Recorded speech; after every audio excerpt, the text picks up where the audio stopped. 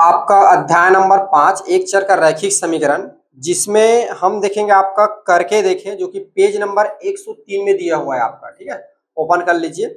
तो उसमें है पहला जो प्रश्न है उसमें का निम्नलिखित बीजीय समीकरण के लिए कथन बनाइए। ठीक है, आपको नीचे क्या दिया हुआ है, 5 बीजीय समीकरण दिया है, जो कि मैंने बोर्ड पे लिख दिया है। इन बीजीय समीकरण से आपको क्या बनाना है, कथन बनाना है। ठीक है, तो देखिए कैसे कथन बनाते हैं। ठीक है, तो यहाँ पर क्या लिखा है, समीकरण क्या लिखा है, 2x ऋण 3 बराबर 42। ठीक है, तो पहले मान लीजिए यहाँ पे माना x क्या है, कोई संख्या है। ठीक है, मान लेंगे यहाँ पे माना x बराबर क्या है, कोई संख्या है। अब कौन सी संख्या ये नहीं पता ना, जब ये हल होगा तभी पता चलेगा। x कोई संख्या है। ठीक है, तब इसका कथन क्या बन जाएगा, कथन क्या बनेगा, किसी संख्या का एक से क्या हो रहा है, 2 के साथ गुणा हो रहा है, 2 के साथ गुणा हो रहा है ना जी, x का जी।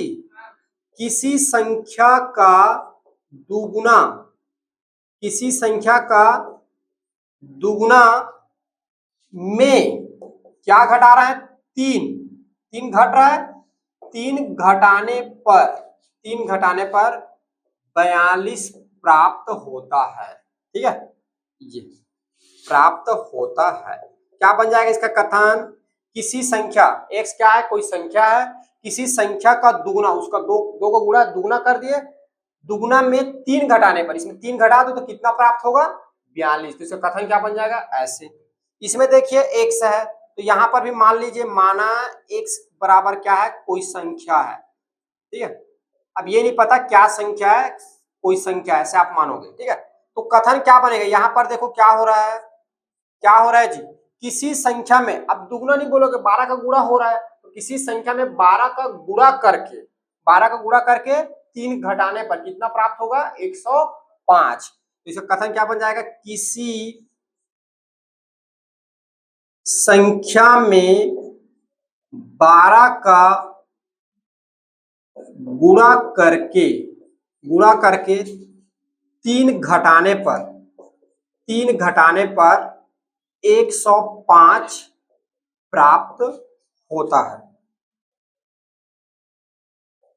ये देखो। ठीक है, अब इसको देखिए, यहां पर भी x को मान लेना, x क्या है, कोई संख्या है। ठीक है, मैं लिख देता हूं, माना x बराबर क्या है, कोई संख्या है x। कथन क्या बन जाएगा इसका, देखो कथन क्या बन जाएगा, पहले समझ लो। x देखो ऊपर में भी x है और नीचे क्या है, x धन 4 बराबर क्या लिखा हुआ है, 28। तो x क्या है, कोई संख्या है। देखो किसी संख्या में, ठीक है, किसी संख्या में, उस संख्या में क्या हो रहा है, यहाँ पे क्या हो रहा है, जोड़ रहा है। क्या हो रहा है जी, कोई ये संख्या x है, उस संख्या में 4 जुड़ रहा है, और जोड़ने के बाद क्या हो रहा है, उस संख्या को हम भाग दे रहे हैं। डिवाइड में लिखना मतलब जैसे लिखते हो ना, 5/2, 5/2 को क्या लिखते हो, 5/2 लिखते हो कि नहीं लिखते, माने 5 को किससे भाग दे रहे हैं, 2 से। तो उसी प्रकार यहाँ पर x को किससे भाग दे रहे हैं, x धन 4 से। तो यहाँ पर क्या लिखोगे, किसी संख्या को उस संख्या में 4 जोड़कर भाग देने पर, क्या बोला मैं, किसी संख्या को, एक संख्या है x को, उसी संख्या में 4 जोड़कर भाग देने पर, उस संख्या को भाग देने पर 28 प्राप्त होता है। ऐसा बनेगा ये कथन। ठीक है, तो इसका कथन बन जाएगा, किसी संख्या, किसी संख्या को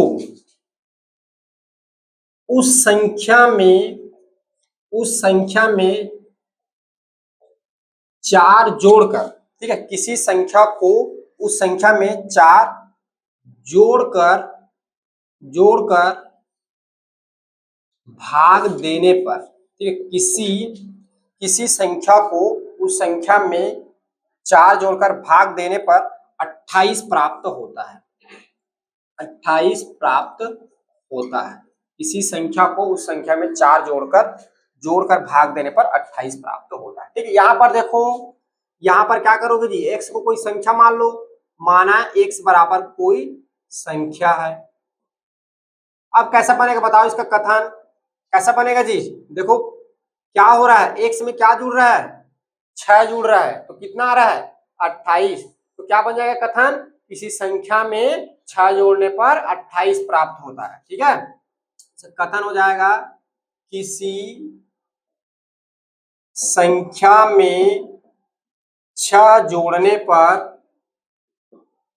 6 जोड़ने पर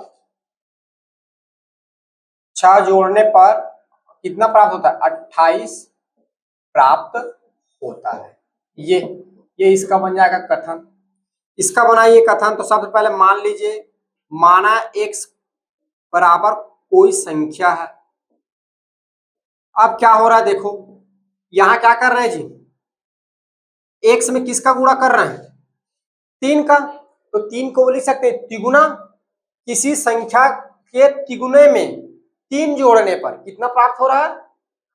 15। ये बन जाएगा किसी संख्या के तिगुने में, किसी संख्या के तिगुने में 3 जोड़ने पर